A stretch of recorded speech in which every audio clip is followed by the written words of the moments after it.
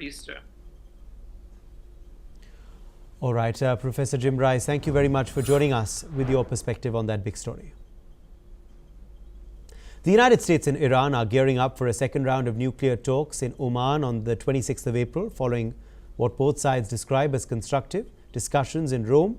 U.S. Envoy Steve Witkoff and Iran's Deputy Foreign Minister Abbas Araghchi held rare face-to-face indirect talks at the Omani embassy in the Italian capital. Mediated by Oman's foreign minister, the talks reportedly lasted 4 hours and helped clarify key principles and goals. Araghchi said progress was made and technical teams will now work through remaining issues ahead of the next round in Oman. Let's listen in to what the Iranian foreign minister said. در ادامه جلسه گذشته این بار هم جلسه خوبی بود و میتونم بگم که رو به جلو هست مذاکرات.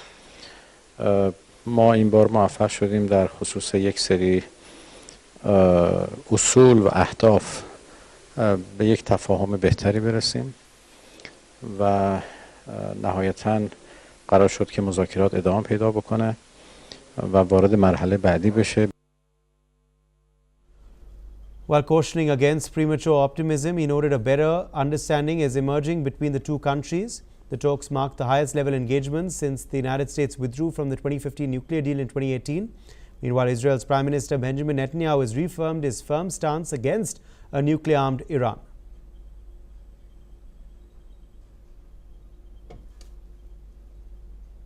מחויב למנוע מאיראן נשק גרעיני. אני לא מוותר על זה, אני לא מרפה מזה, ואני לא נסוג מזה. לא.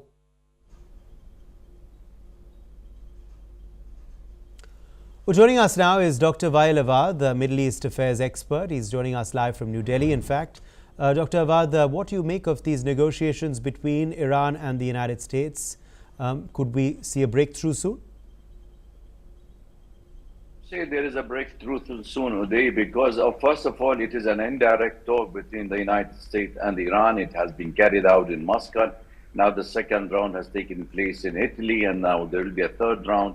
These are the round going on, the clear indication that there is an improvement and could be with the coming days more specific of discussing the nuclear issues of Iran, because Iran made it very clear for the United States if they wanted to open a dialogue with them, it should be only concentrating on the nuclear deal. And remember that Mr. Trump, who pulled out of the nuclear deal on his first term, he called it was not a fair deal, and it gave Iran the economic leverage of spending money on some sort of a terrorist organization, according to him.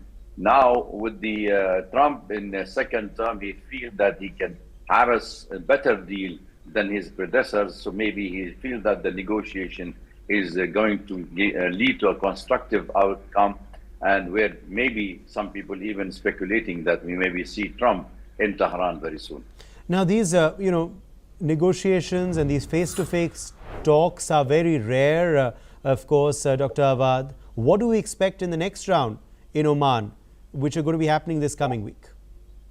And that's what I've been saying. There will be more specific discussing the nuclear deal of Iran, because see, every round have its own speculations and focusing on the differences between the two sides.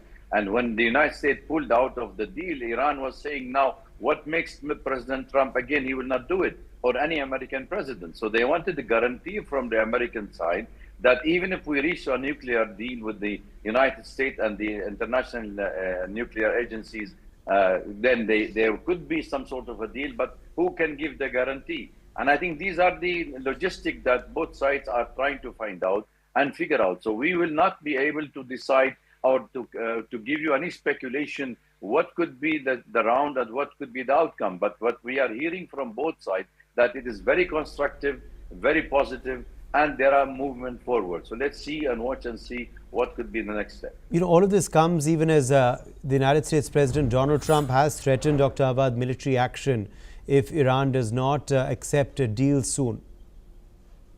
Well, look, I don't think American president is ready for any war. Actually, Mr. Trump, he is more open to a deal maker.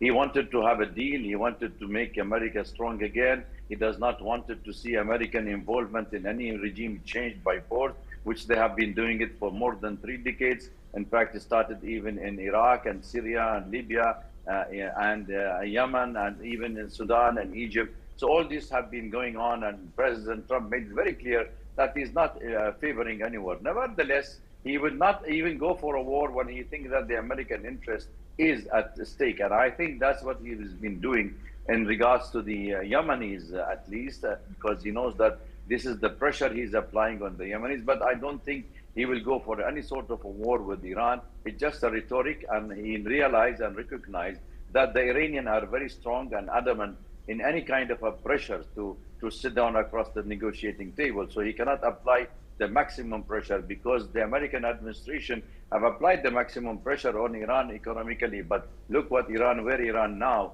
as a regional power to respond with, and also as a power which has been able to supply not only the drone planes to Russia, but also they having the ballistic missile and the technology to hit any place, including the Daimona, the nuclear site of Israel. So therefore, there could be a regional war if this is a breakup. So therefore, they want to give more time to negotiation and reach to sort of a deal.